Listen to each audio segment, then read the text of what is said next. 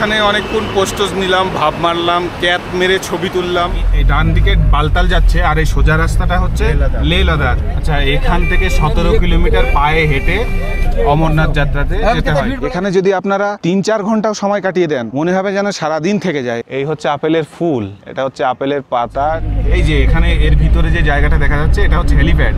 এখান থেকে অমরনাথ যাত্রার যে হেলিকপ্টার। ভূস্বর্গ কাশ্মীর যতটা সুন্দর ততটা ভয়ঙ্কর, কথাটা কে বলেছিল জানি না, তবে গত 22শে এপ্রিল বৈশরণ ভ্যালিতে ঘটে যাওয়া দুর্ঘটনার জন্য ভূস্বর্গ সত্যিই ভয়ঙ্কর। এই কুখ্যাত ঘটনার জন্য তীব্র নিন্দা ও প্রতিবাদ জানাই। প্রায় পর্যটক শূন্য কাশ্মীর, এই কাশ্মীরের কিছু টুকরো টুকরো পর্বের ভিডিও আপনাদের সামনে তুলে ধরলাম। তাই ভিডিও না কেটে সম্পূর্ণ দেখার অনুরোধ রইল ও আমার চ্যানেলটিকে সাবস্ক্রাইব করার অনুরোধ রইল। Good morning from Srinagar. আজকে সকাল সকাল সেজে গুজে রেডি সোনমার্গে যাওয়ার জন্য। আমরা একটু সকাল সকালই বেরোচ্ছি, এখন বাজে সকাল 7:02। এই কারণে সকাল সকাল বেরোচ্ছি যেহেতু এখন সিজন। এই সিজনের জন্য প্রচন্ড পরিমাণে পার্কিং এ ভিড় হয়। এছাড়া রাস্তাতে ঘন্টার পর ঘন্টা জামে আটকে যেতে হয়, কোথাও 1 ঘন্টা কোথাও 2 ঘন্টা। গতকাল যখন দুধপাত্রি থেকে ফিরছিলাম সেখানে 1 ঘন্টা প্রায় জামে আটকে ছিলাম। ওই জন্য আমরা একটু সকাল সকাল বেরোচ্ছি। আর একটা কথা যেটা বারবার বলি, কোনো টাউট বাটপারের পাল্লায় পড়বেন না। শ্রীনগর থেকে সোনমার্গের দূরত্ব 80 কিলোমিটার, সময় লাগতে পারে 3 থেকে 4 ঘন্টা। যদি জ্যাম না থাকে তাহলে 3 ঘন্টা 3.5 ঘন্টায় পৌঁছে যাওয়া যাবে। তো যেহেতু এখন সিজন, পিক সিজন, এই এপ্রিল মাসের শেষ অবধি আর মার্চ মাসের 15 তারিখের পর থেকে কাশ্মীরে হচ্ছে পিক সিজন। মানে রাস্তাঘাটে এত ভিড় হয় আর এত জ্যাম পড়ে যায়। আপনারাও চেষ্টা করবেন একটু সকাল সকাল বেরিয়ে যাওয়ার জন্য। আপনারা যদি কোনো ট্রাভেল এজেন্সি বুক করে যান তো আপনাদের গাড়ি ড্রপ করে দেবে সোনমার্গে। সেখান থেকে আপনাদের অনেক সাইট সিন করার আছে। আপনারা যদি সাইট সিন করতে চান, সোনমার্গ থেকে থাজিবাস গ্লেসিয়ারে যাওয়া যায়, যেখানে যেতে ঘোড়াওয়ালারা 3000-4000 চাইবে। যে যেরকম বার্গারিং করে পারবেন, ওই যে বললাম 500 টাকা থেকে শুরু করবেন, বার্গারিং করবেন। পারলে হেঁটে যাওয়া যায়, কিন্তু একটু অন্য আপনার গাইড নিতে হবে। হেঁটে গেলে 1.5 থেকে 2 কিলোমিটার রাস্তার মধ্যে যেতে পারবেন। আর যদি ঘোড়ায় নিয়ে যান, ঘোড়াওয়ালারা ঘুরিয়ে ঘুরিয়ে 3-4 কিলোমিটার রাস্তা ঘুরিয়ে নিয়ে যাবে। থাজিবাস গ্লেসিয়ারে ওখানে অনেক স্পোর্ট অ্যাক্টিভিটি হয়, যেমন স্লেজ গাড়ি চলে। চলুন যাত্রা শুরু করা যাক।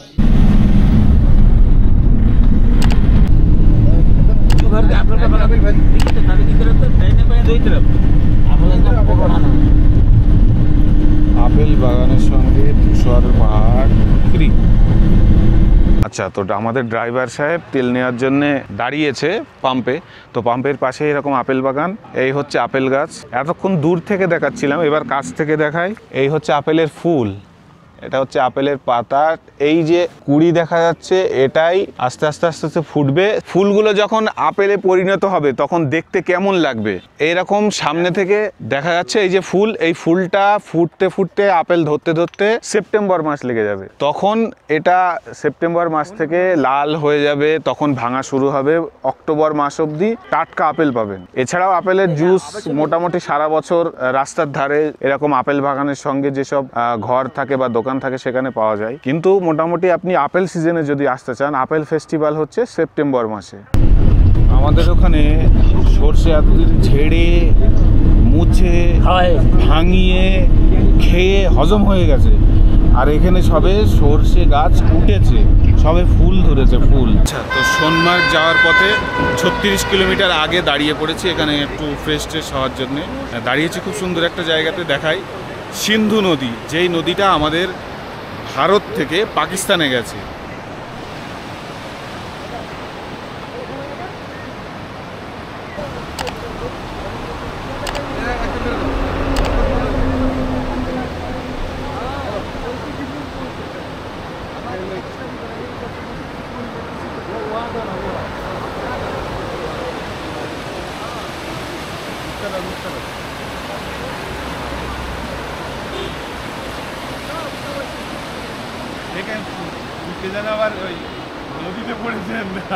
এখানে অনেকক্ষণ পোস্টোজ নিলাম, ভাব মারলাম, ক্যাপ মেরে ছবি তুললাম। দারুণ লাগলো জায়গাটা, খুবই ভালো লাগলো, অনেক ছবি তুললাম। যারা আমাকে এখনও ফলো করেননি, আমি সবথেকে বেশি অ্যাক্টিভ থাকি ফেসবুকে নাম হচ্ছে বাদশা মণ্ডল। ওটা আমার পার্সোনাল আইডি, কোনো পেজ টেজ নয়। ওখানে ফলো করবেন, আমি কোথায় কখন আছি জানতে পারবেন।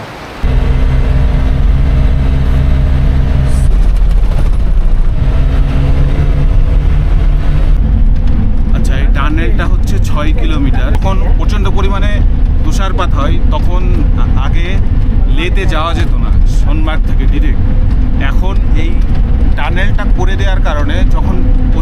স্নোফল হবে, তবুও আপনি কাশ্মীর থেকে লাদাখে ডিরেক্টলি এই টানেল দিয়ে যাওয়া যাবে।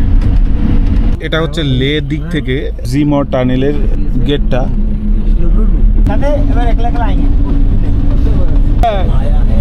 प्रधानमंत्री का भाषण, वाह क्या सीन है।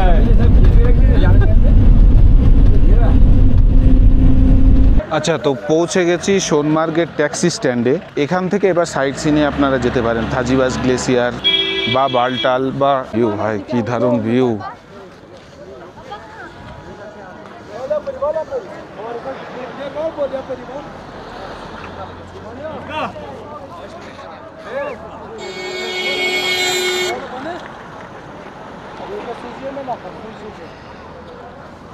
এই যে পিছনে যে পাহাড় রয়েছে, এখান থেকে থাজিবাস গ্লেসিয়ারে যাওয়া যায়, যেখানে ঘোড়াতে এরা বলবে 2000, কেউ 1500 বলবে। আপনারা বার্গারিং করে নেবেন, কারণ এর আগেও আমি বলেছি কাশ্মীরে প্রচণ্ড পরিমাণে স্ক্যাম হয়। এরা বলে এক আর করে এক, বলে যে 6টা 7টা পয়েন্ট দেখাবো, অথচ এরা করে কি ওই একটা পয়েন্ট দেখিয়ে বলে রানিং ঘোড়া নিয়ে যাবে, তারপরে এখানে দাঁড়িয়ে বলবে ওই যে এখানে একটা পয়েন্ট, ওই ওখানে একটা পয়েন্ট, এইভাবে দেখাবে। তো স্ক্যামারদের থেকে সবসময় সাবধান থাকুন। এছাড়া এখান থেকে গাড়ি যায়, যে গাড়ি পার হেড এরা চাইবে হয়তো 1000 টাকা করে, আপনি বার্গারিং করে নেবেন, ওটা 300 টাকাতেও নামানো যায় যদি গ্রুপে আপনারা বেশিতে হন। আপাতত দেখছি এখনও ডিসাইড করতে পারিনি যে এখান থেকে কোথায় সাইট সিন করবো। আগামীকাল আমাদের গুলমার্গের প্রোগ্রাম আছে, সেখানে সেকেন্ড ফেজ এবং ফার্স্ট ফেজের টিকিট কাটা আছে, যেখানে আমি আরও বেশি সুন্দর বরফ দেখতে পাবো। এখানেই যে এত সুন্দর নাজারা, এটা ছেড়ে তো কোথাও যাওয়ার ইচ্ছা করছেই না।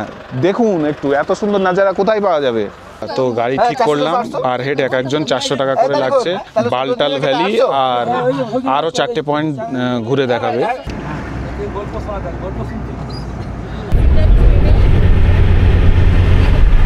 জিলা টানেল হচ্ছে, যেটা 2030-এর মধ্যে কমপ্লিট হয়ে যাবে। 30-এর মধ্যে সব থেকে বড় এবং খতরনাক টানেল তৈরি হচ্ছে, যেটা লাদাখের সঙ্গে কানেক্ট হচ্ছে আর কি। এটা নিচে দিয়ে রাস্তা, আর ওখানে উপর দিয়ে রাস্তা আলাদা আছে। কথা কম, সামনে দেখুন। এইসব দেখার জন্য তো আসা।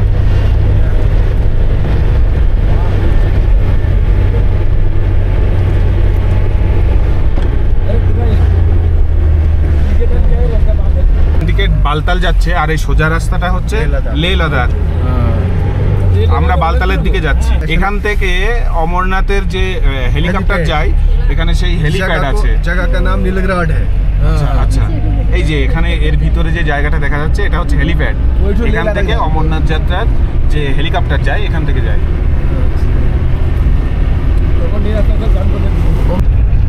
আচ্ছা, জোজিলা টানেল প্রজেক্ট স্টোর, মানে এখানে ইঞ্জিনিয়ারদের বসবাস আর কি, বসবাস স্থান।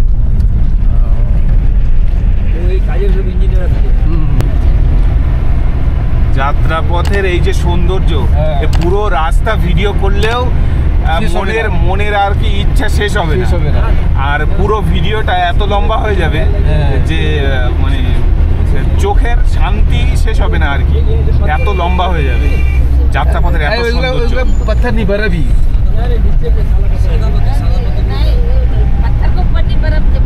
कोई प्योर बर्फ। কত সিন কাটবো বলুন, আর কতটুকু বাদ দেবো। এত সুন্দর রাস্তা, যাত্রাপথে এত সুন্দর সৌন্দর্য যে না আসলে জানা যাবে না। বাড়িতে বসে না থেকে ছোড়াঝাপটি গুছিয়ে চলে আসুন। হ্যাঁ,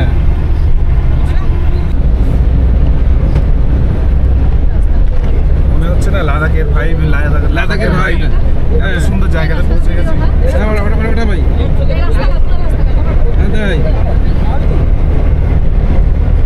ব্লগার ভাবি আপনি হলেই ভালো হতো, বুঝলেন? আপনি চলে আসেন, আপনাকে ব্লগার বানিয়ে। হ্যাঁ,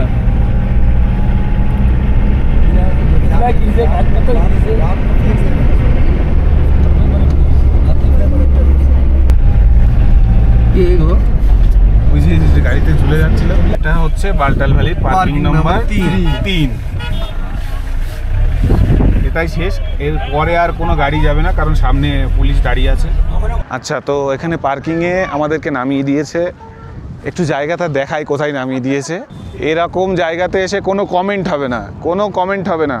একবার ভাবুন উপরওয়ালার কি সৃষ্টি, কি সুন্দর জায়গা, কি জায়গা।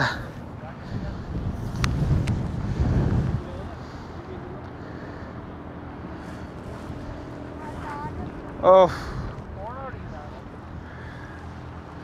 চলে আসুন সোনমার্গ, চলে আসুন বালটাল ভ্যালি। আচ্ছা, এখানে কিছু ফটোশ্যুট করে ভিডিও করে এখান থেকে আমরা বেরিয়ে যাচ্ছি। এখানে 20 মিনিট ছিলাম এখান থেকে। আচ্ছা, এটা হচ্ছে কাশ্মীরের সবথেকে শেষ গ্রাম সারবাল। গ্রামের নাম হচ্ছে সারবাল, কাশ্মীরের সবথেকে শেষ গ্রাম। এরপরে লাদাখ শুরু। আচ্ছা, এই হচ্ছে মেন বালটাল ভ্যালি, যেখানে এসে নামিয়ে দেবে। এই যে নিচে দিয়ে এখানে ঝর্ণা যাচ্ছে, ঝর্ণা। চারিদিকে ভিউটা একটু দেখাই।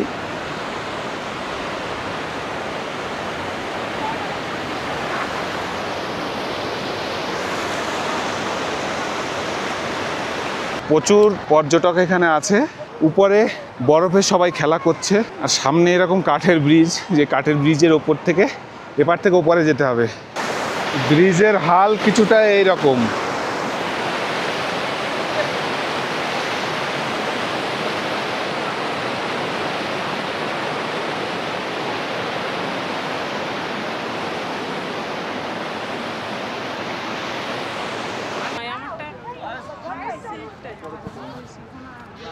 অনেক কষ্ট হচ্ছে উঠতে, অনেকটা খাড়ায় উঠতে হবে।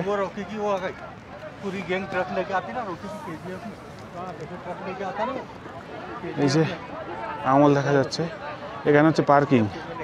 নিচে থেকে এইভাবে এইভাবে এইভাবে উঠতে হবে।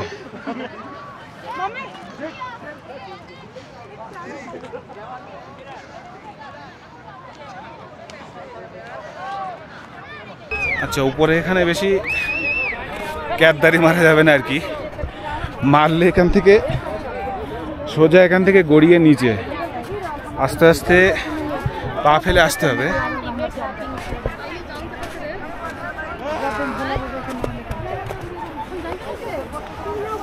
এখানে এইটুকু বরফে অনেক অ্যাক্টিভিটি হচ্ছে। এখানে এই যে স্লেজ গাড়ি যাচ্ছে, উপর থেকে স্লেজ গাড়ি অ্যাক্টিভিটি করছে, জানি না কত হচ্ছে। এই যে স্নো ফ্রেশ না, অনেক দিনের। এখন বাজে 12:42। দেরি করে কি লাভ, চলে আসুন এখানে। পর্যটকরা কেমন এনজয় করছে দেখুন, সবাই ফটোশ্যুট করছে, রিলস বানাচ্ছে। এই হচ্ছে বালটাল ভ্যালির উপরে একদম শেষ পয়েন্ট। এখানে ঝর্ণা আছে, এখানে এসে ফটোগ্রাফি ভিডিওগ্রাফি করা যাবে। এই হচ্ছে বরফ গলা জলের নদী, সিন্ধ নদী। এটাই বরফ জল গলে পাকিস্তানে যাচ্ছে। সময় ঘড়ি বলছে 1:09, আর বালটাল ভ্যালির তাপমাত্রা 21 ডিগ্রি। গরম এখানে আছে।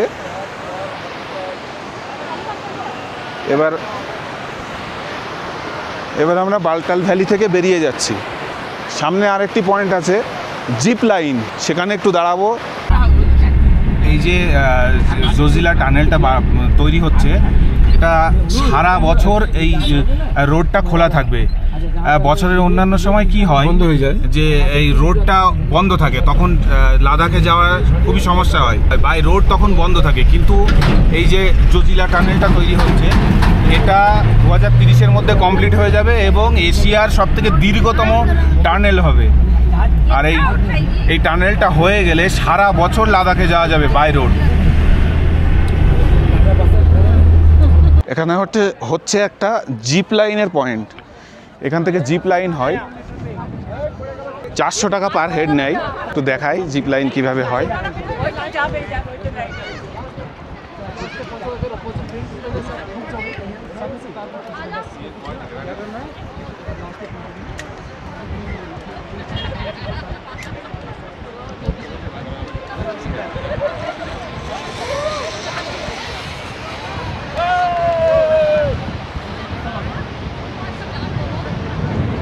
ওই যে সামনে যে পয়েন্ট জায়গা রয়েছে ওই অবধি যাবে, 400 টাকা। মাত্র 15 সেকেন্ডের একটা জিপ লাইনের সফর, যেটা 400 টাকা নেবে। আপনারা এসে করতে পারেন, খুবই সুন্দর। নিচে সিন্ধু নদী, খুব সুন্দর জায়গা, খুবই ভালো লাগবে। এখান থেকে ভিতরে গিয়ে এই যে এখান থেকে ঘোরা যায়, ওই সামনে ওখান থেকে ঘোরা যায় যেখানে থাজিবাস গ্লেসিয়ার। এরা বলছে এদের নাকি 1650 টাকা গভর্নমেন্ট রেট, অথচ কিছুই না। বার্গারিং করলে এটা 3 থেকে 400 টাকায় চলে আসবে। আর খাবার জিনিস এখানেও প্রচুর আছে। এখানে ভুট্টা আছে, আর এখানে খাবার কিছু দোকান আছে। এখানে জিপ লাইনও হয়। দূরে এই যে এখান দিয়ে ঘোড়া যাচ্ছে, দেখা যাচ্ছে এই ঘোড়া এখান থেকে থাজিবাস গ্লেসিয়ার যায়। আর এই সামনে বরফের পাহাড়, ওফ দারুণ লাগছে, দারুণ। আমার আঙুল সোজা। এখানে এরা আইফোন দিয়ে রিলস বানিয়ে দেবে, কিন্তু 250 টাকা পার পার্সন নেবে। যারা রিলস বানাতে চান তারা এখানে এসে রিলস বানাতে পারেন। এখানে আসুন, ঘন্টার পর ঘন্টা কাটান, কোনো অসুবিধা হবে না। খুব সুন্দর জায়গা। এখানে যদি আপনারা 3-4 ঘন্টাও সময় কাটিয়ে দেন, মনে হবে যেন সারাদিন থেকে যায় এখানে। আর সৌন্দর্যটা দেখুন। আর সামনেই যে এখানে রিলস বানাচ্ছে, এখানে রিলস বানাতে গেলে পার হেড আপনাকে 250 টাকা করে চার্জ করবে, রিলস বানিয়ে দেবে। এর আইফোন আছে এদের, যদি রিলস বানাতে চান রিলস বানাতে পারেন। আর শুধু এই সৌন্দর্যটা উপভোগ করুন, সৌন্দর্য দেখুন। আমি তো এই সৌন্দর্য দেখে মুগ্ধ। আর এখন ভাবনা চিন্তার কি আছে, আসুন প্যাক করুন, প্যাক করে বেরিয়ে পড়ুন। এত সুন্দর জায়গা কোথায় পাবেন? সবশেষে আমি একই কথা বলবো, যদি পৃথিবীতে কোথাও জান্নাত থেকে থাকে তাহলে এই কাশ্মীরে। আর একটা সবার থেকে সাবধান করে দিই, যেটা কিছুক্ষণ আগেও বলেছি, এখনও বলছি, স্ক্যামারদের থেকে সাবধান থাকুন। এখানে প্রচণ্ড পরিমাণে স্ক্যাম হয়। শুধু এখানে বলে না, কাশ্মীরের প্রত্যেকটা জায়গাতে স্ক্যাম হয়। এরা বলবে এক, করবে আর এক। রাস্তা দিয়ে নিয়ে যাবে, যেটা বালটাল ভ্যালিতে আপনারা দেখলেন, আমাদের 4 পয়েন্ট ঘোরাবে বলল, কিন্তু ছেড়ে দিল শেষে গিয়ে বালটাল ভ্যালিতে। কিন্তু পরে আমাদেরকে ফিরিয়ে নিয়ে আসলো। কি দেখালো? রাস্তা থেকে দেখালো এখানে একটা পয়েন্ট, ওখানে একটা পয়েন্ট। এরা এখানে এমনই হয়। যাই হোক, এদের এইগুলো থেকে একটু সাবধান থাকবেন, কথা বলে নেবেন। আমি যেহেতু প্রথমবার এসেছি, আমার অভিজ্ঞতাটা এমন হয়েছে, তো নেক্সট টাইম থেকে আপনাদেরকে যাই হোক একটাই মেসেজ দেব, যে আপনারা যদি এখান থেকে বালটাল ভ্যালি যেতে চান, পার হেড 300 টাকা করে বার্গারিং করে নেবেন। 300 টাকার কম এরা নেবে না। গাড়ি ভাড়া করে আপনারা বালটাল ভ্যালিতে যেতে পারবেন। মাঝে বলবে এখানে দাঁড়াবো, ওখানে দাঁড়াবো, এই পয়েন্ট আছে, ও পয়েন্ট আছে, কোথাও দাঁড়াবেন না। 300 টাকার বেশি চাইবে, এর মধ্যে আপনারা সীমিত থাকবেন 300 টাকার মধ্যে। তো এখানে অনেকক্ষণ সময় কাটালাম, অনেক ফটো তুললাম, রিলস বানালাম নিজে নিজে। খুবই ভালো লাগলো, খুবই সুন্দর জায়গা। এখানে 5 ঘন্টা থাকলেও মনের ইচ্ছা শেষ হবে না। তো আপনাদের একটাই কথা বলবো, ব্যাগপত্র গোছান, চলে আসুন কাশ্মীরে। যদি একা আসতে পারেন তো ভালো, না হলে আমি এর আগেই বলে দিয়েছি, হলিডাইজ ট্রাভেলস পাঁশকুড়াতে খুব সুন্দরভাবে ট্যুর পরিচালনা করে। খুব সুন্দর ব্যবহার পেয়েছি, আচরণ পেয়েছি। কি বলবো, এদের খাওয়া দাওয়া সমস্ত পরিষেবা খুবই ভালো। যে 4 বেলা খাওয়া দেয়, কোনো ট্রাভেল এজেন্ট 4 বেলা খাওয়া দেয় কিনা আমার জানা নেই, তবে ট্রেনে 4 বেলা ফুড দেয়। কোনো ট্রাভেল এজেন্ট ট্রেনের ভিতরে 4 বেলা ফুড কখনো দেবে না, কিন্তু এরা দেয়। তো এদের নাম্বার এবং নাম আমি স্ক্রিনে এবং ডেসক্রিপশান বক্সে দিয়ে দেবো, আপনারা চাইলে যোগাযোগ করতে পারেন। এটা কোনো প্রমোশন নয়, জাস্ট আমি খুশি হয়েছি এবং আমার ভালো লেগেছে, তার জন্য আপনাদেরকে বলছি, আপনারা চাইলে যোগাযোগ করতে পারেন। হোটেল সোনমার্গ গ্লেসিয়ার, এখানেও হোটেল পাওয়া যায়। যারা মনে করবেন যে সোনমার্গে এসে থাকবেন এরকম একটা প্রকৃতির মাঝে, তারা এখানে হোটেল নিতে পারেন। এখানে অনেক হোটেল আছে, সাইড দিয়ে ও সামনে অবধি অনেক হোটেল আছে। এখন সময় বিকাল 5টা 33। এখন আমরা সোনমার্গে আছি। বিকেলের ভিউটা একটু দেখাই। এখন হাওয়া হচ্ছে, প্রচণ্ড ঠান্ডা। কিছুক্ষণ আগে গরম লাগছিল, এখানে প্রচণ্ড ঠান্ডা লাগছে। এই দিকের ভিউটা দেখুন।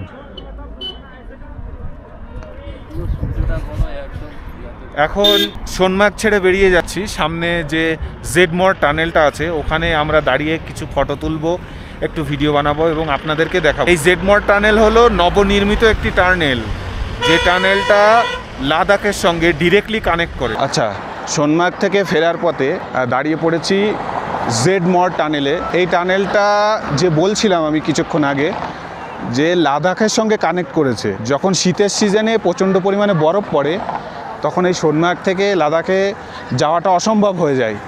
এই কারণে এই টানেলটা একদম নতুন নির্মিত হয়েছে। এই টানেলের দীর্ঘ লম্বা হচ্ছে 6 কিলোমিটার।